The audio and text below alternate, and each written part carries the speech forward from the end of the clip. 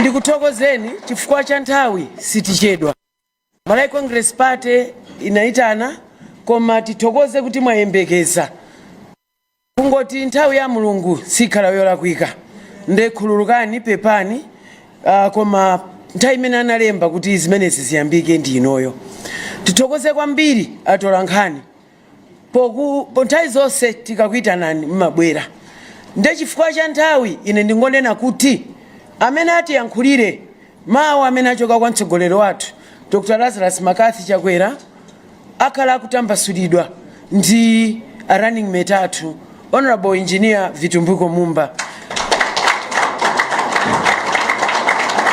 amene pano abwera pamodzi ndi Secretary General wathu Honorable Richard Chimwendo Banda amene tonse timamutchula kuti bulldozer mukumuona aso ali patsogolopa. Ineso ndili pano ndipo yamba tisanapite patali fasi tifuna chedwa mene mudziwira ambiri mitima ili mwamba koma lero tikupatsireni kuti kodi ife kuchoka ku Malawi Congress Party tikuti bwanji. Zikoma kwambiri. Honorable Vitumbiko Mumba, bwerani.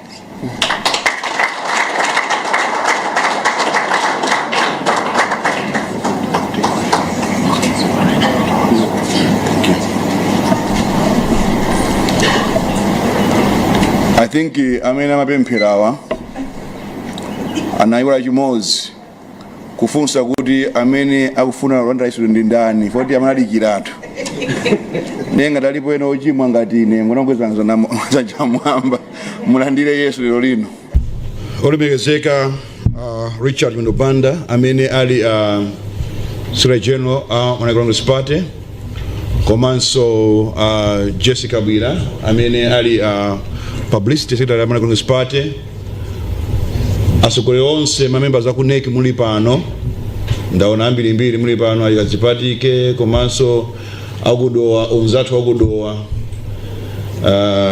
kusamba zonzi acholera ali pano data of women ali pano akondi muli pano ambiri ndithu akuli Joniso motsogozedwa ndi ochilondola chokudedza zomwe kwambiri mafika pano komanso nkhalakale pandale olemekezeka Heather Kintaba komanso tonaso pali Zeria kodi Zeria komanso atsogo Kemso muli pano. My brother there, good to see you Gafa. Yeah, yes. Hene Mumba, my cousin, good to see you here, and everybody else from Malawi Congress Party. Tonaso Aveda Kantukule, former ministers Kumbidze ndena otero maulemwano ndithu komanso nonse members from the press mwafika panopa landirani ulemu. Good afternoon. Fellow citizens, especially our brothers and sisters from Malawi Congress Party. I want to tell you one thing before I begin my statement. We got this.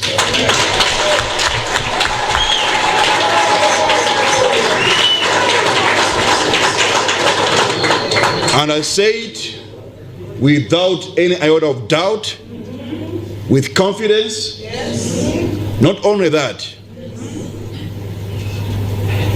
but because I've seen what you have not seen.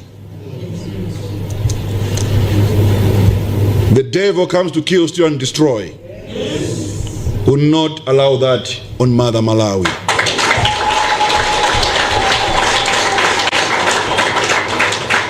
I address you on behalf of Malawi Congress Party, and more especially on behalf of our presidential candidate, His Excellency, Dr. Lazarus Makathi Chakwera.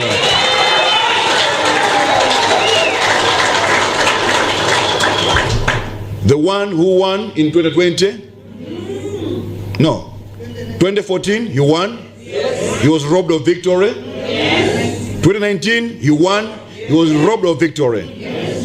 But God did not allow it. Yes. 2020, he got what belonged to him. Yes.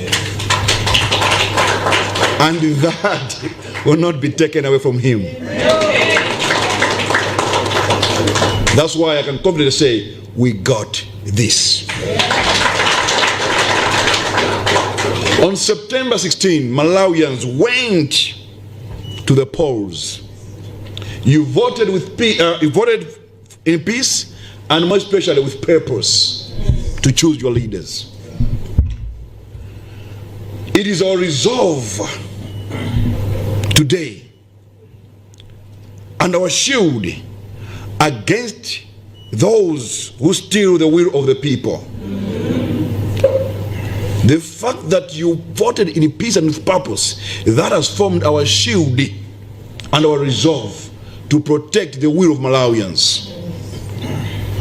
Our independent teams of party agents, lawyers, forensic experts have worked without pause since elections day. Their findings are very clear, they're consistent, and deeply troubling. We state plainly and without hesitation, they, the Democratic Progressive Party, have not stolen anything from us, but we have caught them stealing.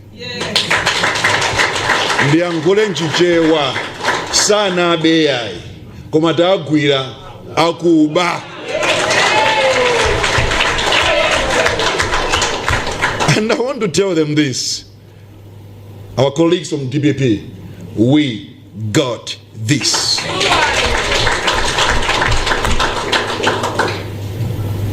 To those that try to steal their way to victory, know that we know that you know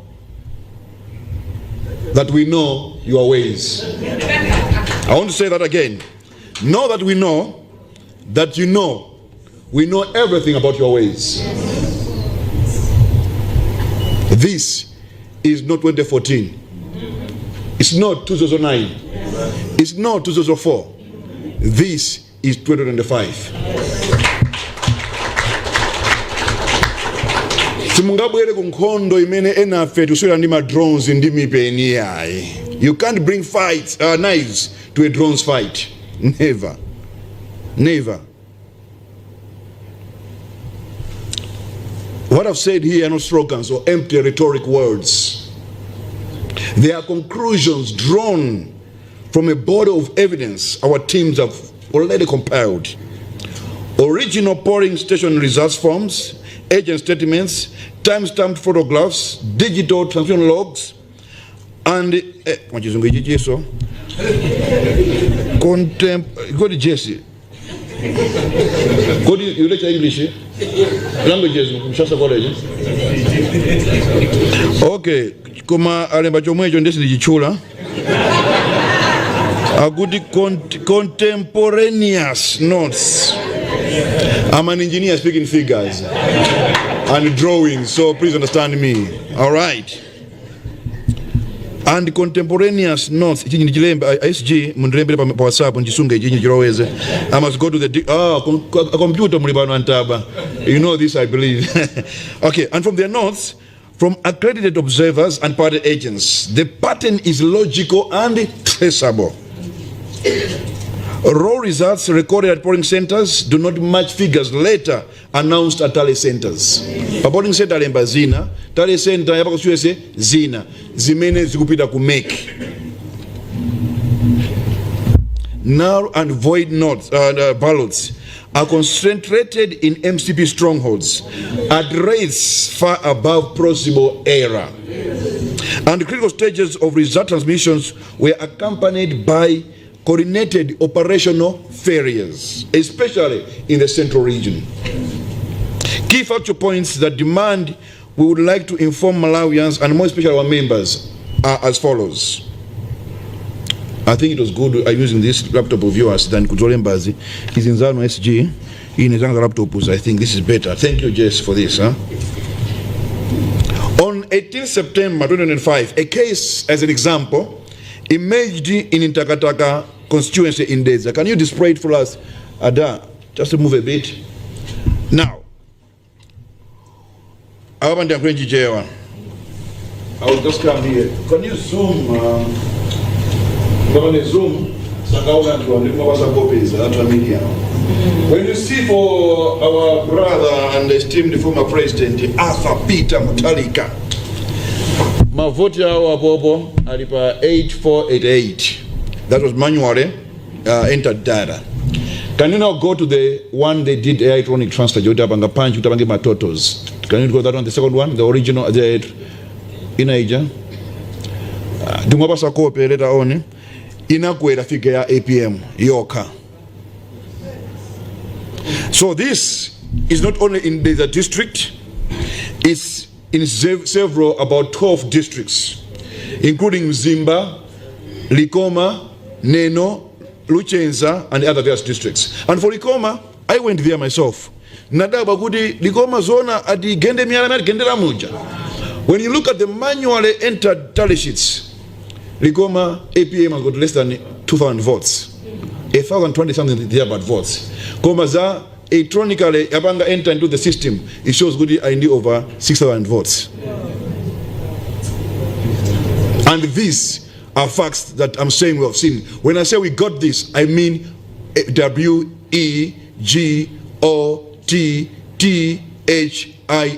We got this.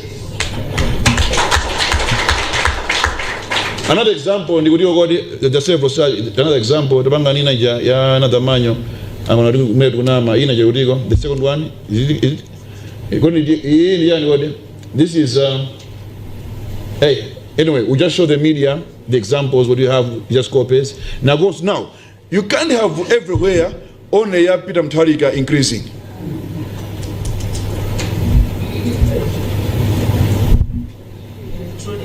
Electronic.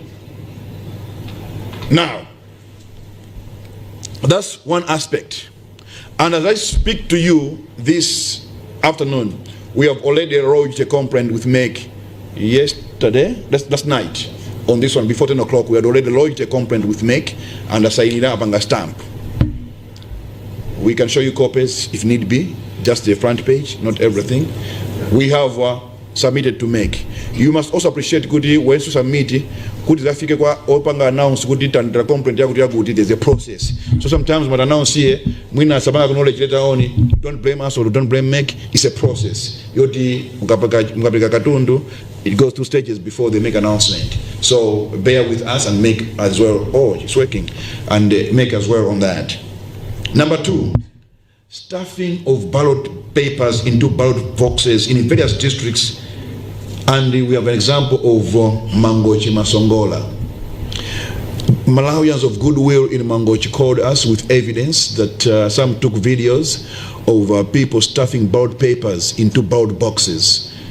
And last night we dispatched a team of people who this morning have done a great work and have sworn affidavits, 12 so far, from 12 monitors from 3 constituencies in Mangochi as we speak to Panoba. We have already lodged a complaint with MEC this afternoon, and I believe it will be acknowledged later when they have a press conference about the same. And we're still comparing the same sworn affidavits from various monitors and members of goodwill, even the presiding officers who have said no, their conscience is very clear. They don't want to be under the spirit of mammon that loves money. They said no, we can't do this. We have to speak the truth. Some are coming from Blantyre and others elsewhere with the same evidence which you submit to MEC maybe tomorrow. But it's easy to come as Banga submit the 2 examples I've given so far. Direct, on this one, you see, and that to what Togo's and that to what DPP, they were very smart on this one. They had a good game plan, including from propaganda, media, well planned. Let's give credit where it's due, but we don't know. We got this. We got this. They are well planned and they are well organized scheme, and their plan was very good, but in an evil way. So we give them credit, they are very good at it. Planning nicely to do evil and bad things to Malawians. And for that, we give them a credit for that. The ones that planned this scheme of stuffing ballot papers into ballot boxes, they were clever. They knew that at the end of the day, Malawi's party will go for physical auditing of ballot papers. Now, anapanga to plan B kuti ngati we go that route tikapeze mozo zambiri mbiri nkati muja.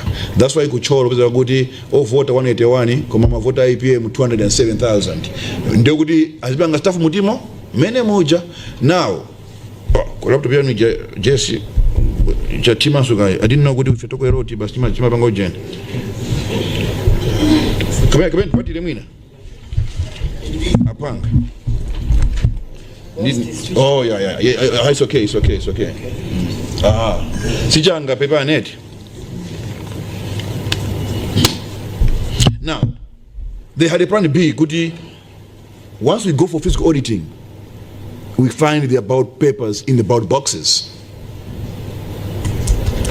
That's why we have written when doing physical auditing, don't just count, but let it be a physical auditing. For the law says the physical what? Auditing, not recounting. Physical auditing, checking about paper in the origin on the NED against what was plucked from the about papers and the booklet, the serial numbers. All that must be checked.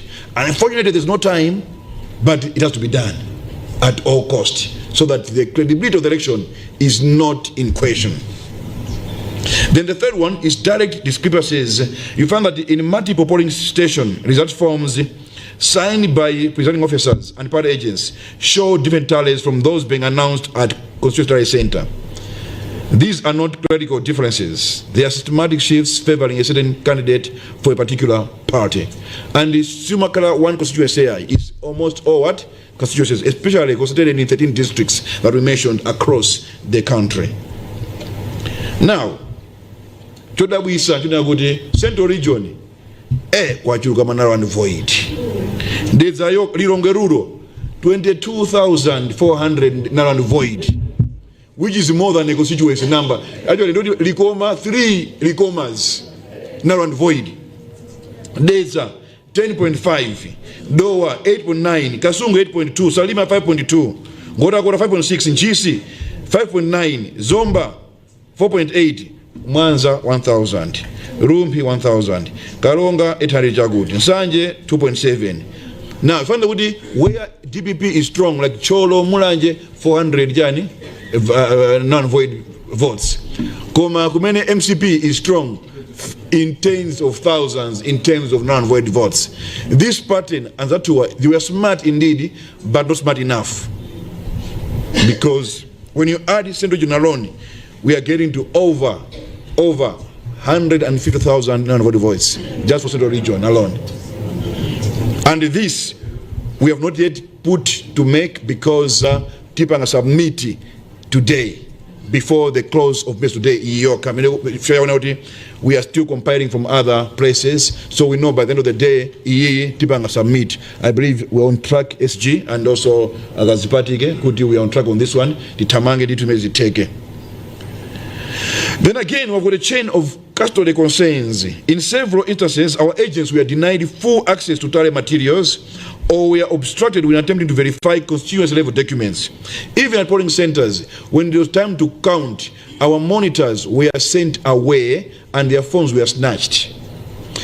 Especially in the eastern region, Sapitwa Belt. I don't call it Romwe Belt, I call it Sapitwa Belt. So for the eastern region, Sapitwa Belt and pockets of the lower Shire, whereby our monitors were literally denied access to votes, and our monitors were chased. Whether they were compromised because the god of Mammon is at work, I don't know, but God is great. The truth always prevails. These obstructions break the chain of custody and raise the risk that original records were altered after polling. Their phones were confiscated and denied to monitor the counting of votes and sealing of ballot boxes.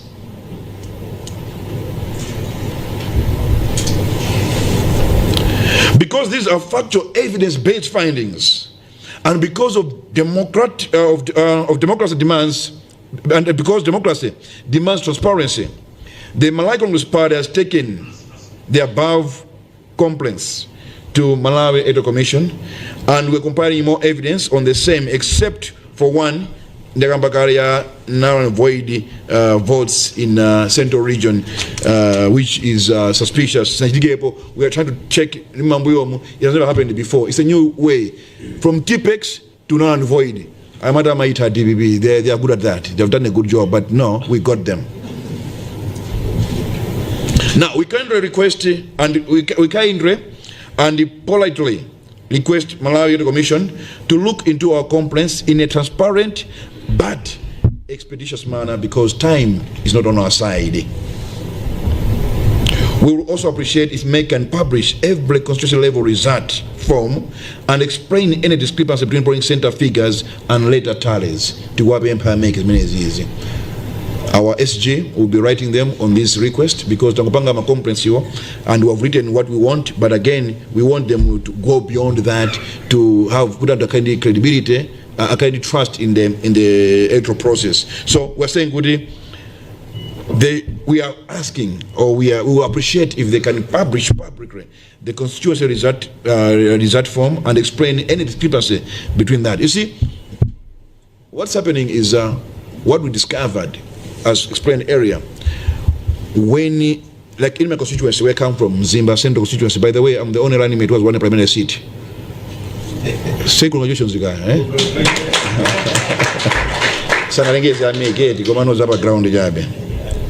Now, running mate in a primary seat, I win the national level. No, not possible. Now, what's happening with it? For the sake of our friends to understand, when it transferring the upper manually transmitted computed tally sheet into the EMD, what is the good voter maja arani? Now this one is a software that is being used across the country. In no way only 1 or 2 or 3 or 5 or 16 or 20 can be compromised. It means every EMD machine was compromised in that area, in that aspect. Now, if that is compromised, what about the total tallying system? So when would I make a pange check the summation? Because, like in my constituency, I've got 50 polling centers. So they were adding manually. They were adding using the machine. Then we believe that's where now the trick was played. Now, if they're able to penetrate that and infiltrate that, what about who make when we go? So we trust MEC, we trust everybody. We're not speculating anything, and we believe in MEC and respect MEC a lot. How summation yama results from polling centers, the formula in the banji, because in the engineer tunapanga summation using Excel sheet. He knows how we do summation, field quantity and cast quantity. Sometimes use AutoCAD to computing. You use what? You use Excel. The summation they put some figures to increase volumes. So we're saying to pay. Now the worrying part, Doji, is only consistent with one candidate. That then, only a blind cannot see who's behind this. Only a blind man cannot see what? Who is behind this kind of problem. So we're saying no. We call upon MEC to protect all physical and digital election materials, to preserve the chain of custody pending investigation and any necessary judicial action. Because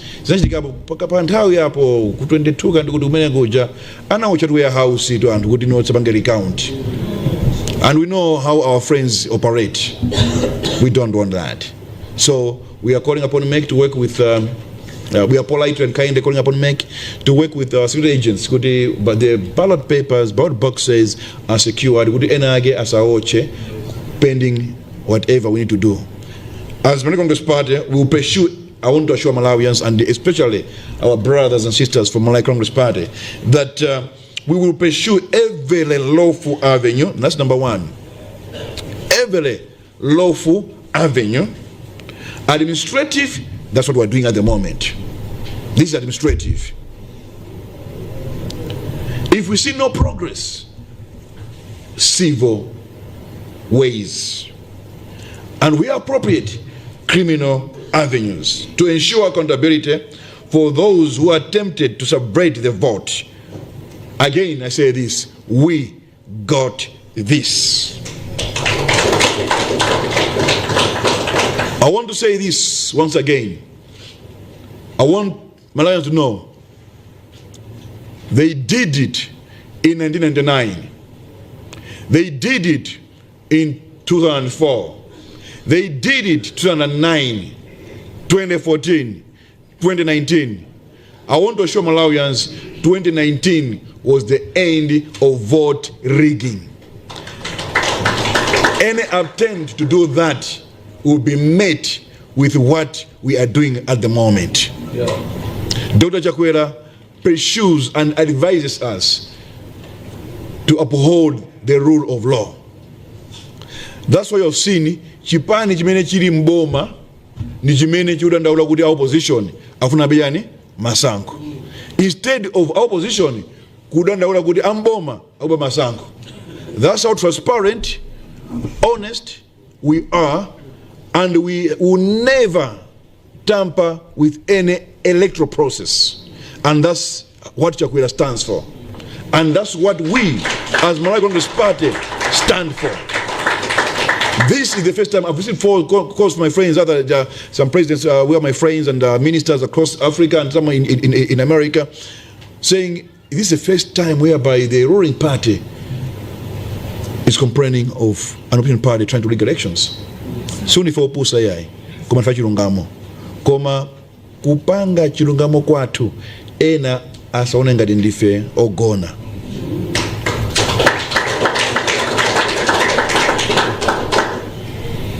Our institutions, our observers, and our civic resolve are stronger.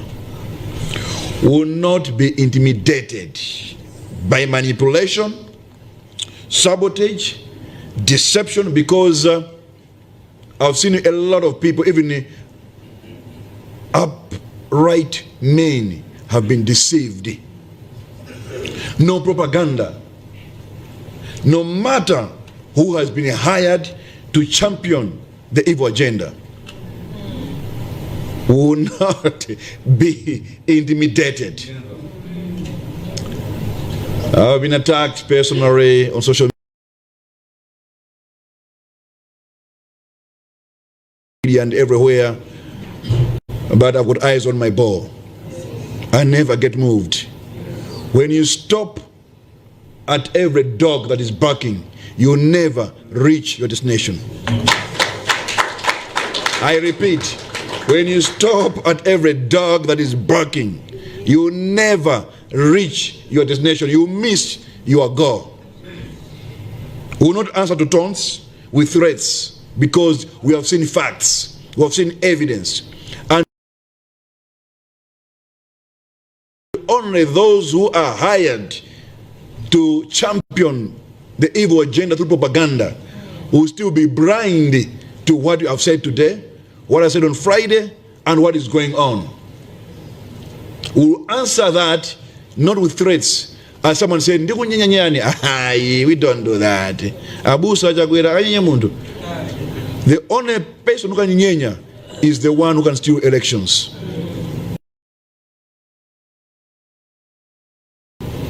We will answer them with evidence, law, and the full force of a democratic procedure. They came with knives to a drones fight. Auponda.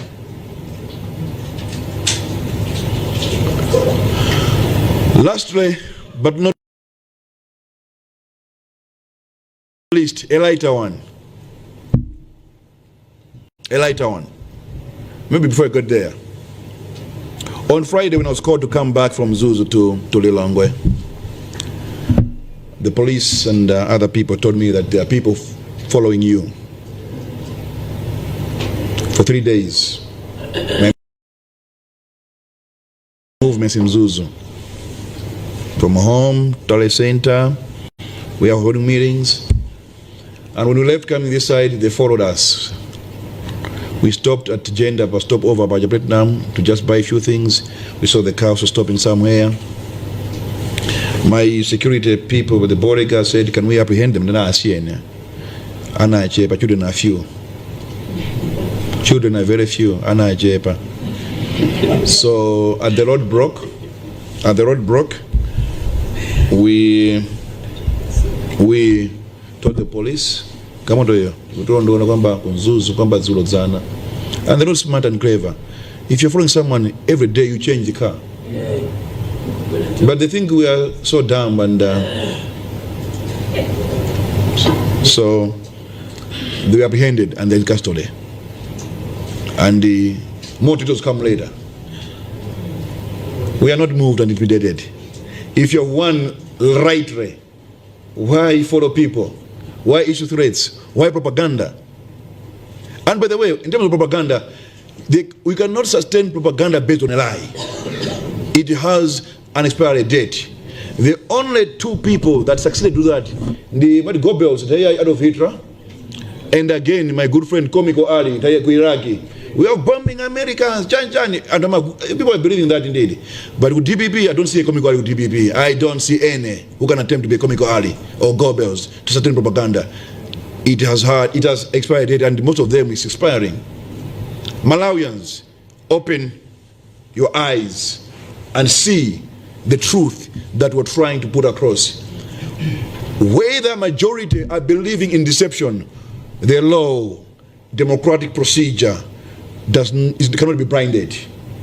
So it doesn't matter how many people have been deceived and have been blinded. The law and the democratic procedure cannot, and I repeat, cannot be blinded or deceived.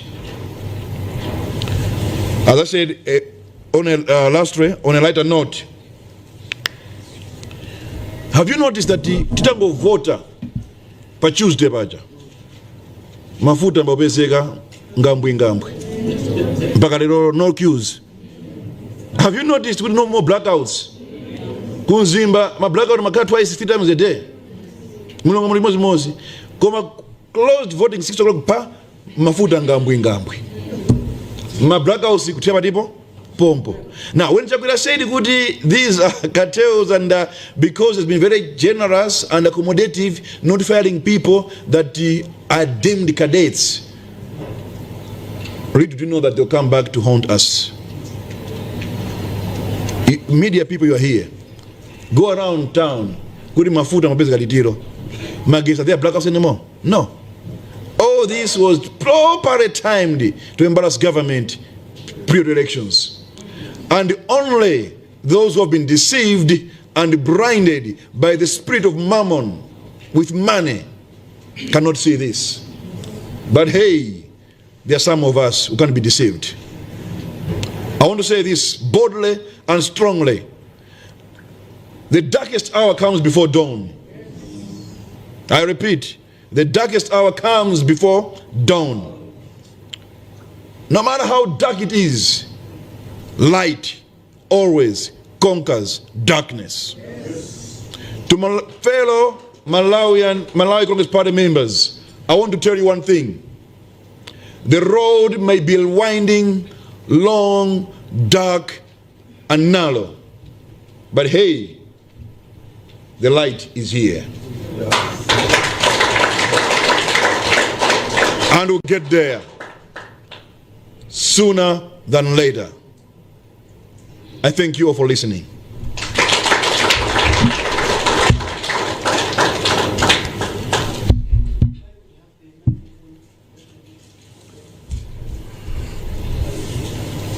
Maybe you see on that one, is John?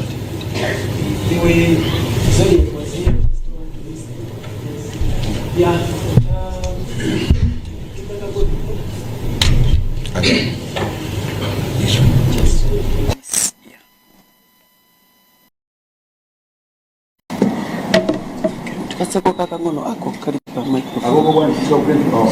This one.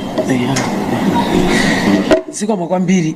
Tatogoza, a running mate. It's off. Okay, it's at the end. Use this. All right. So,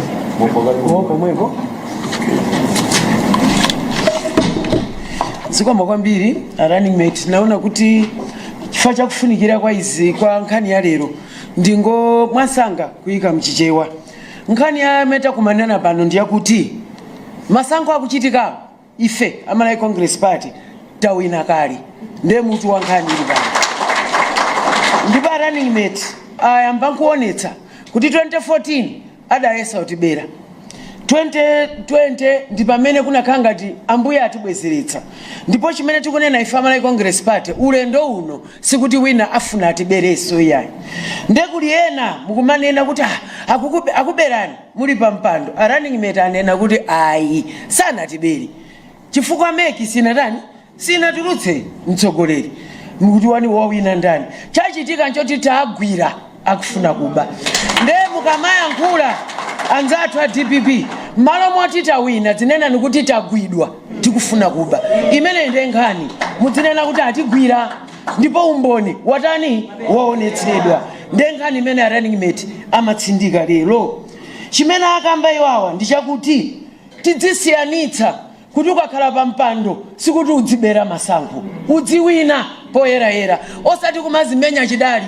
kuti ife timadziwa kuba nde ulendo uno mwakumana ndi anthu oti akugwirani simunagwidwa kunokokha magwidwa kumpoto magwidwa kumwera magwidwa kulikoma magwidwa kulikose nde kumene mukuauza kunja auzeni zoona a running mate akuti auzeni achakwera akunena kuti nenani zoona kuti magwidwa mukuba osati tawina tidzinena chilungamo mmene zinthu zilili nde nkhani imene apempha iwo anena kuti chonde ameki tithandizeni yang'anitsitsani zimene zakhala zikuchitika alongosolaso kuti mabedo yake amatani choyamba pamaoneka kuti kumaonjezeredwa manambala amtalika anthu akumudzi mwina mukumalephera kulongosola kuti kodi akuti amabamotani choyamba paonetsedwa pepala loonetsa kuti zoyikidwa mu kompyuta zikusiyana ndi zolemba pamanja zinazo amaonjezera ndikumachepetsa mavoti achakwera kumene kukuonekanso nkhani ya null and void kapena zimene zaonongeka zapano konse kumene MCP maoneka kuti ili strong zikuoneka kuti zambiri zimangoyikidwa pambali kuti zaonongeka kutanthauza kuti mavoti ambiri ama MP a president maka president ayikidwa pamodzi ndi woonongeka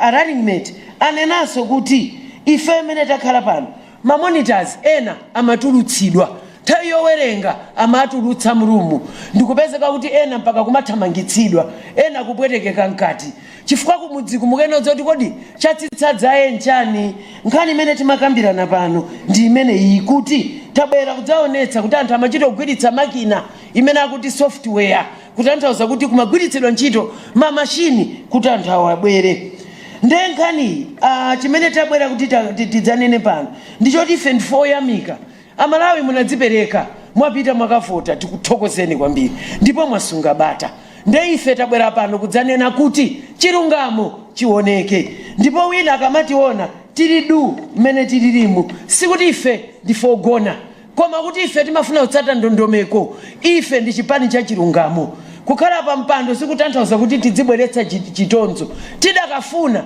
zilakakazo sezi zitasokonekera koma ife dziko lino timalikonda achakwera amalikonda dziko lino sikuti iwo akunena kuti zonse akunena kuti chilungamo chioneke nde apapa mukati muonetsetse zalero taona kuti masankhowa kunena zoona wina atafusa ndi chani chachodetsa zinthu tinena kuti chimene chasokoneza zinthu ndichoti ena makamaka titi anzathu a DPP wa malo moti aendere chilungamo akuyendera kufuna kubera ndeti manena pano pa kampeni ife timayesa kuti DPP yasintha khalidwe timadabwa anthu oti sanapange kampeni nkomwe osadziwa kuti akonzekera kupanga staff kukayika zinthu mu box nde ife tidanena kanthu koyipa sikalowa kanthu koyipa takapeza nde uno chipani chino ndi mzinda woyera ndi mzinda woyera umene siudzalola kuti kanthu koyipa kalowe ndithu aliyese mumtima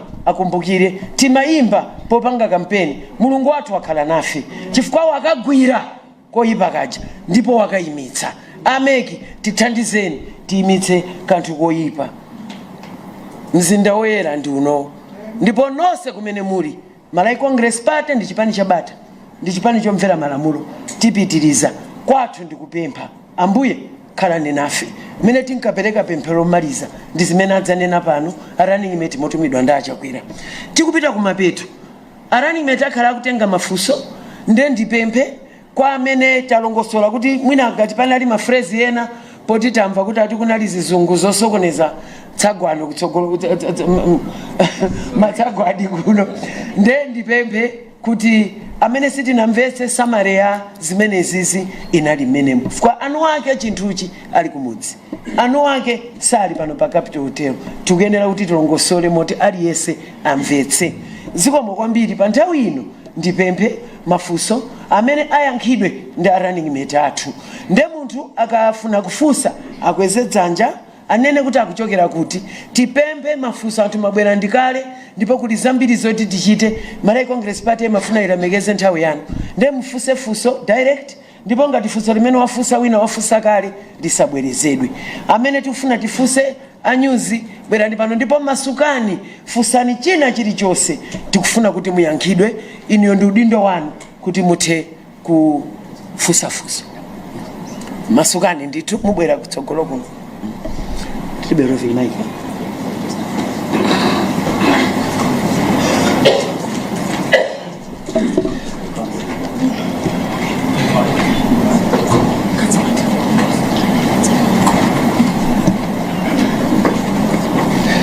Zikomo kwambiri ine ndi John Pokaini kuchokera ku Zodiac ndimafuna ndingomvetsetsa kuchokera kwa ino running mate komanso mwina chipani chonse kuti kufikira pamene tili pano mutha kunena kuti ngati chipani mukukhulupirira kuti bungwe la MEC layendetsa bwino kapena liyendetsa bwino chisankho chimenechi kapena mwati achikhulupiriro mbungwe la MEC.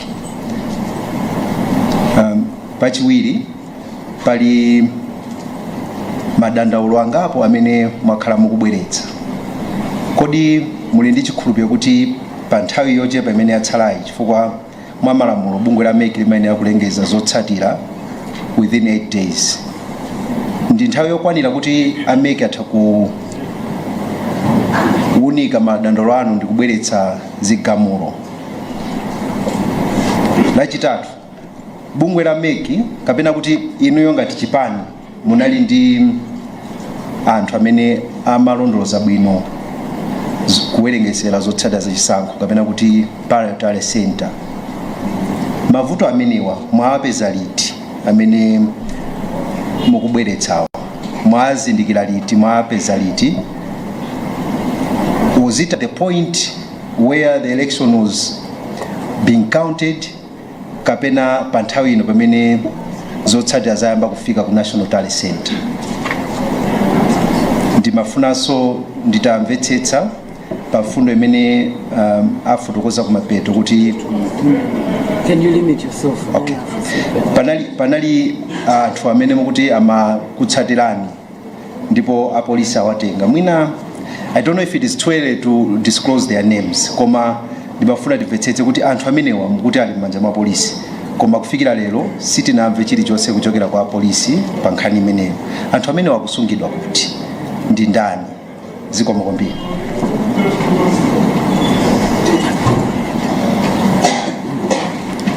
We'll take the first three. Machon, limit your questions to 2 list. All right. Dzina langa ndine Messi Matonga kuchoka ku Times. Ine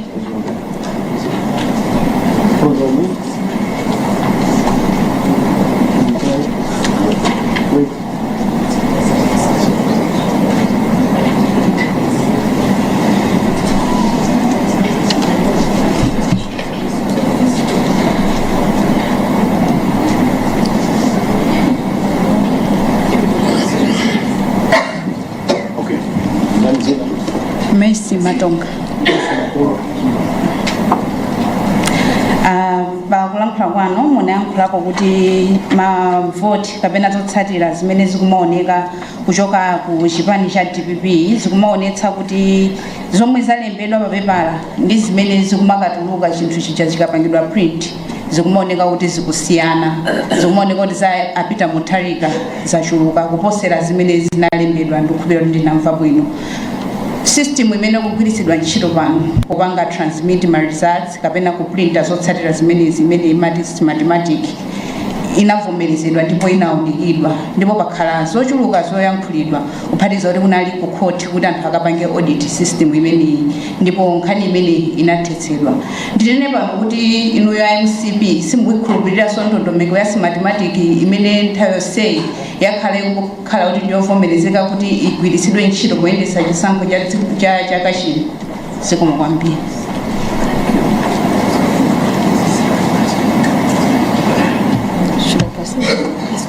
Okay. Ndine Ruthi. Okay.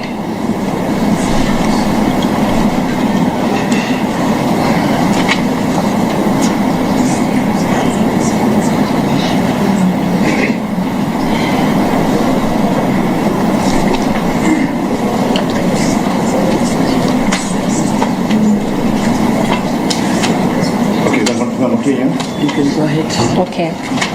Ndine Ruth Daudi from Angaliba. Zipani zambiri itaziona zikupanga claim kuti zaberedwa mavoti. Now inuyo achipani cha Congress amene mukanali pano mukulamulira. Nimafuna ndifunse kuti kodi mu perception yanu, you've been in governance 2+ years. Mukuganiza kuti you have served Malawians enough for them to give you a second chance. And also, I caught the word, we've got this. Okay.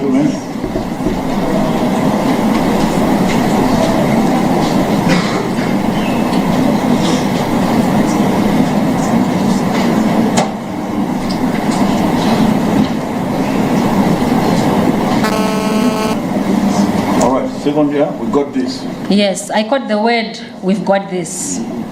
With that word, being Antonina kuti mulimboma kale, why are you not confident enough waiting for the results than making a statement every now and then kuti mabweredwa mavote? Thank you.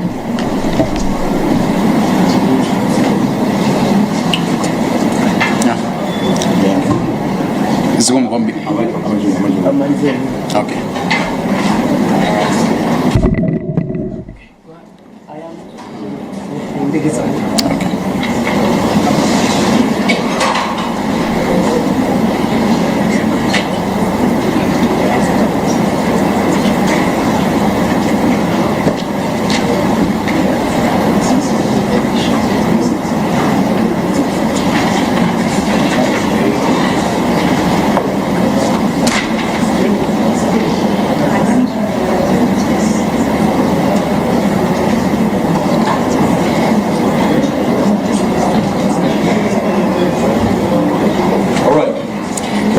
Zomwe kwambiri, ine ndi Patrick Kachere kuchokera ku Umunthu FM. Nthawi ino ndi nthawi yovuta kwambiri imene mitima ya anthu ili mwamba. Mufotokoza kwanu mwafotokozapo kuti madera ena mwaberedwa. Koma bungwe la MEC ngati nalitsata bwino lakhali kumalengeza kuti akwakuti malipoti osimikizika ayenda motere. Mwina inuyo ngati chipani pankhani ya mtendere mungatipo chani kuti mitima ya Malawi ikhazikike. Zikomo.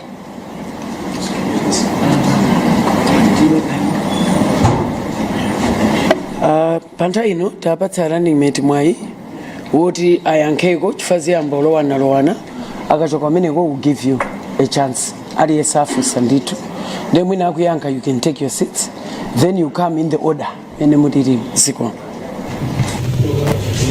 All right. Should I come there? All right.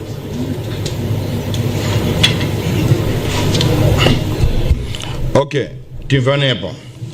John Paul from John Paul from Zodiac. Do we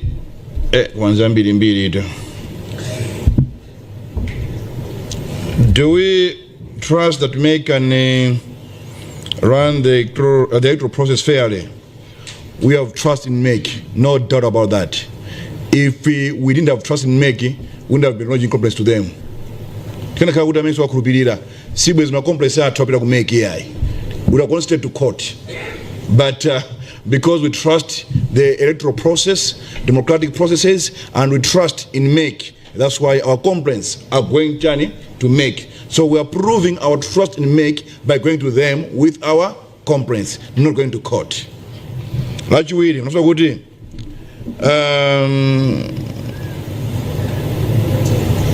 is there enough time kuti abange look into our complaints? Yes, there's more time. 8 days is enough time, and even if we brought this on the 7th day, they've got capacity to look into our complaints. So we have confidence kuti aona kuti abanga banji. And remember, Ameki got several options. Several options. Do not be misled by propaganda.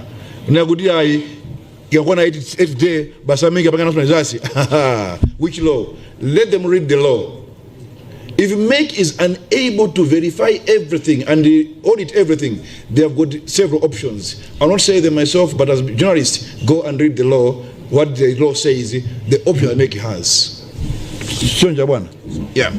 Then, we had monitors and in centers, and again, how this happened, and the Mazipizalitiro. So you see, we voted on Tuesday. They started counting the votes Tuesday. Zomwe results started kicking in on Wednesday. So by Wednesday, we started getting feedback. The same Tuesday, Mazuro, like for Mangochi Northwest and other centers where our monitors were chased, we got them the same day, and the complaints were lodged at the local polling center already and to the DC, and we have that evidence. But we are yet to submit to make maybe Lero Mawa Tipang submit to make. So we started getting some of these issues like the chasing away monitors, not allowing them to count, monitor the counting and the what do you call it, and the counting and sealing of the ballot boxes. Same day Tuesday. But we said, okay, complain to our polling center because we need evidence and take it from there. So that's part of the affidavits we are getting in Mangochi and various districts where we sent our lawyers to get affidavits. And yes, it's because we had monitors at the constituency level and polling center level. You see, we as MCP, as the ruling party at the moment, tika nafuno kaniti mangaraza twanja. Tamangisa Mamudas out in our stronghold central region. Wabwino, but we're not like them. And we'll never be like them. But in their strongholds, they chased our people because they know and who don't know it is.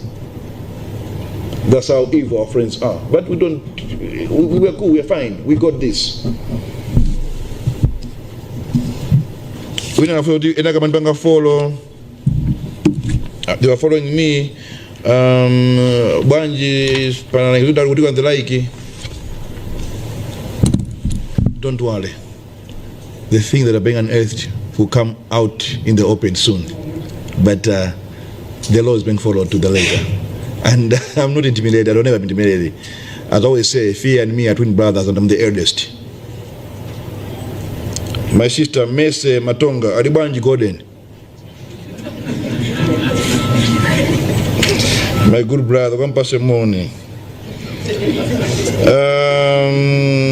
That's a lighter moment. Amafunsa messages additional votes. Pajani pa smart. What smartmatic? Majani. Chibandi voters when smartmatic. You see, Nena Gudi and Zatwaja, they're very smart in doing evil. They plan very well. I wish their plans were directed towards positive stuff, not negativity. We have discovered them going to court complaining about Smartmatic was a decoy. It was a decoy. Us fighting them in court, or not us, people fighting them in court while they are busy planning evil and scheming. So it was, they are good. They are very good on that one. They are very good on that one. But they are good in doing bad things, not positive stuff.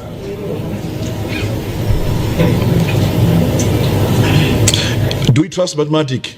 Yes, we do. Very much so. We do. But remember, this technology is a system that is managed by people and can be interfered at any level. Remember, 2019, there was a ghost in the system you make. Someone interfered into the system. So we can't rule that one out. We can't rule that one out. But we trust Meg and Spotmatic. But we're asking Meg to look. That's why I was very specific. I want to me away. I'm going to do a summation. Yama vote up Peter Mutharika from all polling centers. Could you go in the bunch from Yurayaki?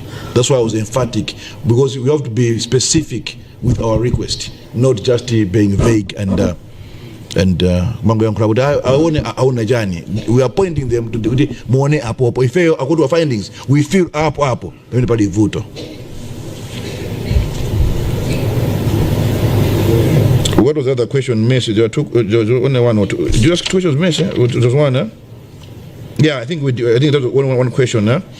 And there was Angaliba, Ruth Dowd Suleiman, Ruth Dowd, Angaliba. Where are you, Ruth? Yes. Oh, you're there? Yes. Going to where, Angaliba? We have said for 5 years. For 2 plus 5 years, 5 years, huh? Do Malawians have a reason to give us another chance? Funso limene mkanafunsa taya campaign panokuti kama zama elections results in the bunch. But because you're my sister, I'll still answer yes, and very much so. All right? Yes, and very much so. Actually, many Malawians want us back. Actually, 50+1 Malawians want us back in power. By the way, when I say we got this, we got this. That's why unafunsa so zazimene zozo kuti we got this. Komano banji mukudikira kuti ameka ulisekai kuti mauchanjani maberedwa. Don't put words in our mouths. We never said aberedwa. It will not happen. It will not happen, not at all. Mwaona Jesse ali hapa Kazipatike, Ochirondola ali hapa, Ogumba ali hapa, Konde ali hapa, Ananse Tembo ali hapa, Ajantunya ali hapa, Asogo, Achole ali hapa. No, Henry Mumba ali hapa, Kusamba Zonza ali hapa, Angati Bere. Joshua Malongo ndevu za masharubu alipompano. Zona akabere muntu passing masharubu Joshua Malongo. Singateka zimenezo yayi. My point is, tawagwira kuba. Inchitumbuka, tawakora wakwiba. Tawakora wakupanga vya ungwibi.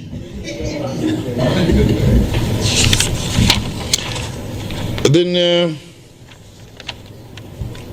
finally, Naso. Ukamabere do nyumba kwanu Ruth Dowd wapeza kuba kukubera amezeka kuba pene ndanda ule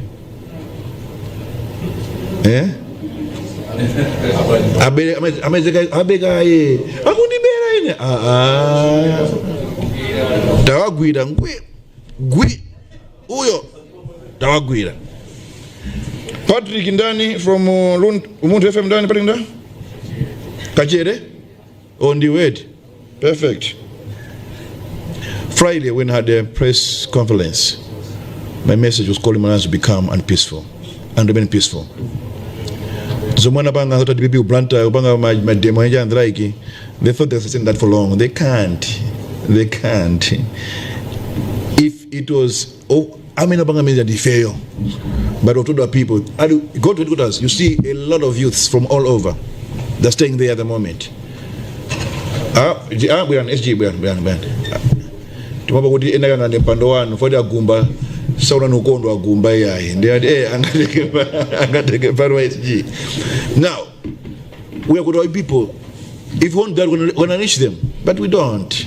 We are a peaceful party. And the team yo wina simapo ndayai. Skopa ngono. Unamona Mbappe akuponda Mbappe. Sama ponda Mbappe yai. All right. Another set of questions.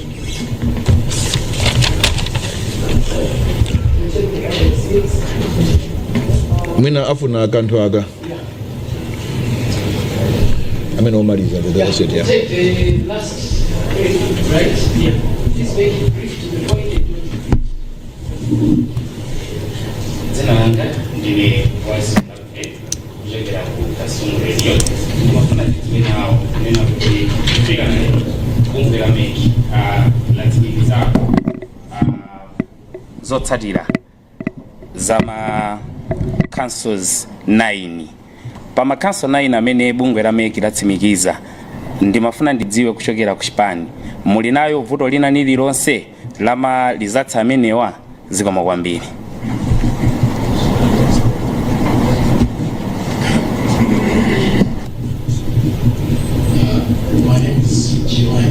Just a moment.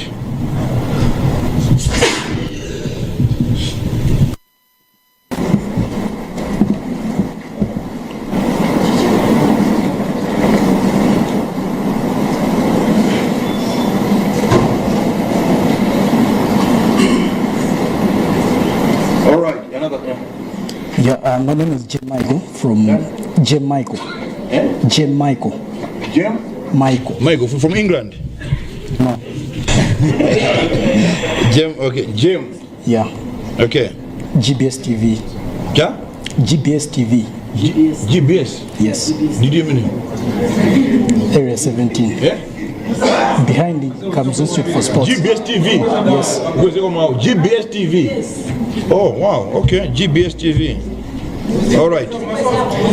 You have just indicated that you have just indicated some of the challenges which you have noted during the electoral process. Now, I wish to know how are you going to make sure that you are seeking for clarity doesn't compromise the MEC services and maybe their process of coming up with official results. Thank you.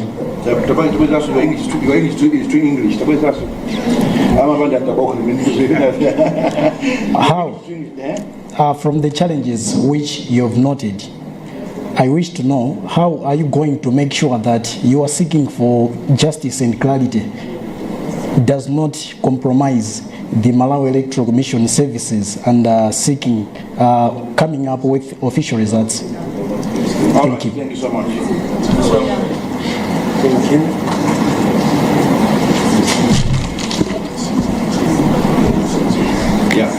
Karo Kajiwanda, Linga FM Radio. Linga FM? Yes. Area 14? Yes. Karo Kajiwanda. Just a moment.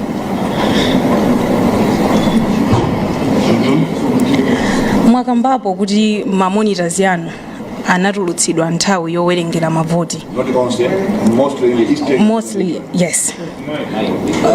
Mwina izi mwadziwa liti kupangiranso kuti idzana panali ndithu press briefing ina lachitatu madzulo ku headquarters simudafotokozeko za izi komanso kupita chitsogolo muonetsetse kuti mwina pakhala njira zotani kuti mavoti amene amawerengedwa m'madera amene mamonitors anu munalibe pakhale kuti palibe chinyengo china chilichonse chimene chinachitika. Let's go.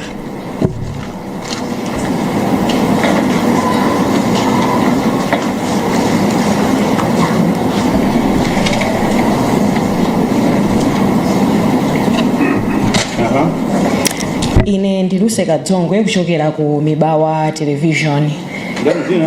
Luse Kadzongwe kuchokera ku Mibawa. Pamene mukudikira kuti MEC mwina liyankhe madandaulo amene mwakapereka, anthu anu funso ili nafunsaso Madamu Kabwira, anthu anu mukwakonzekeretsa motani kuti chotsatira china chilichonse chimene chingabwere athe kuchilandira zikomo.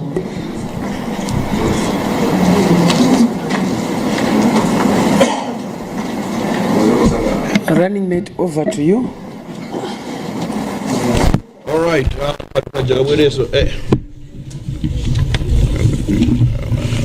Lolo ndaphunzirapo kuti kuli GBS TV. Alinga ndikuidziwa ya Alex Major idziwa. Kono just a minute. Kuna ndi Dropkenet. Dropken was the first one, then Katata. Okay, fine. All right, thank you so much for the questions. I think that's the last set of questions. What's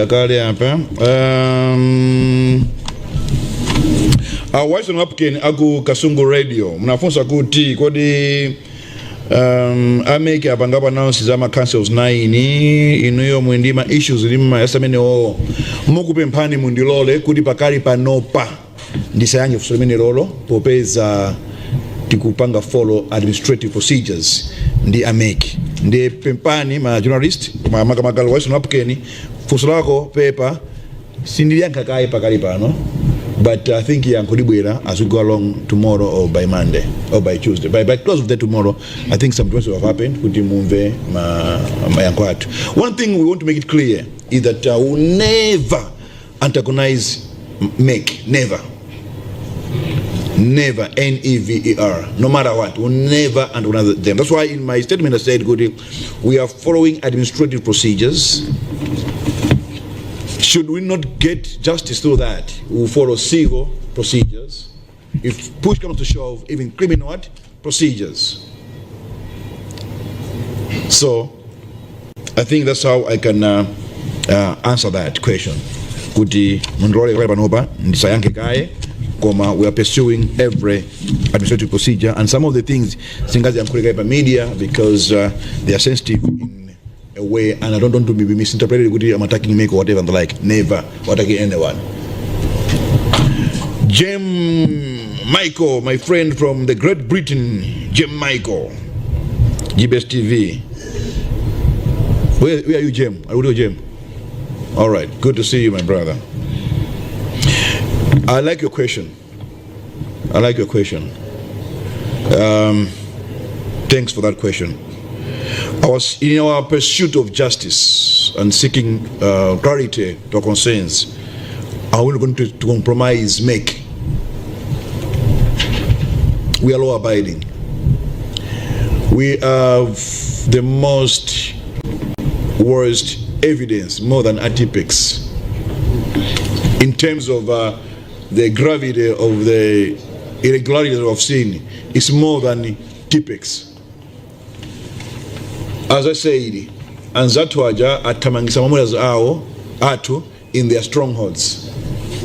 In our strongholds, there's no incident of anyone being chased or beaten, not even one, because we are peace and law abiding.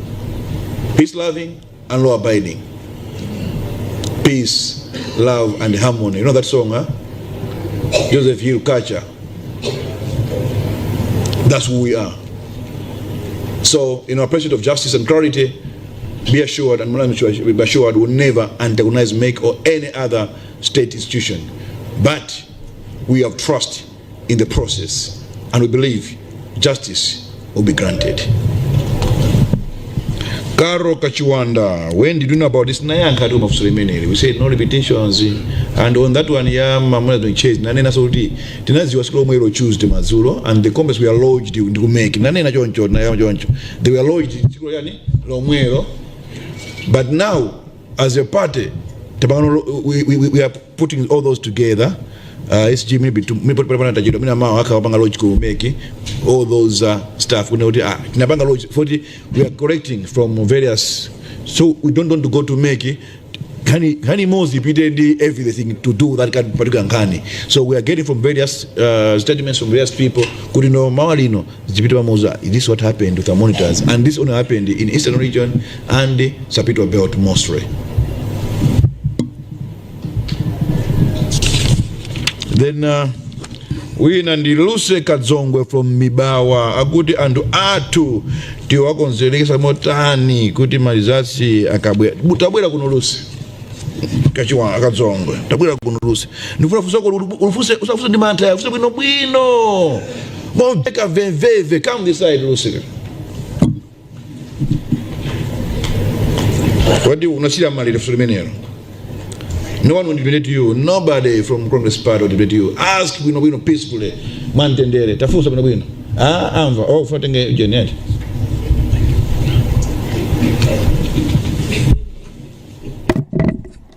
Chuchuchu. Honorable Sinafuse Mamata. Fusolo linali nditu straight to the point. Pachisankho timembegezera zotsatira ziwiri. Kukanakhala kumpira tikanati zitatu kukhala draw. Koma uku ndi kuchisankho zita ziwiri kuwina kapena kugonja. In case Malawi decides otherwise as MCB, anthu anu chotsatira cha chisankho chimene chichi terekezo tichapita mwina mmene simukuganizira anthuwa mukuwakonzekeretsa kuti adzathe kuchivomereza chimene mwina Malawi angasankhe kuti akupangireni. Zikomo kwambiri honorable. All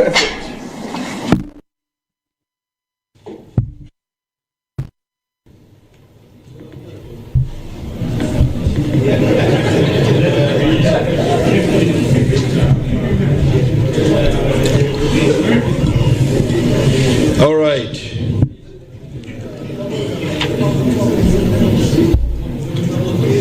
I'm saying this to Malawians and more specifically to members of Malawi Congress Party and the 50+1 that voted for Chakwera. I say it again. I'm addressing Malawians, Malawi Congress Party members, and the 50+1 that voted for Chakwera. Tiwokonzerekeresa kuti azate kuvomereza zimene meki yanena. Zomwe kwambiri.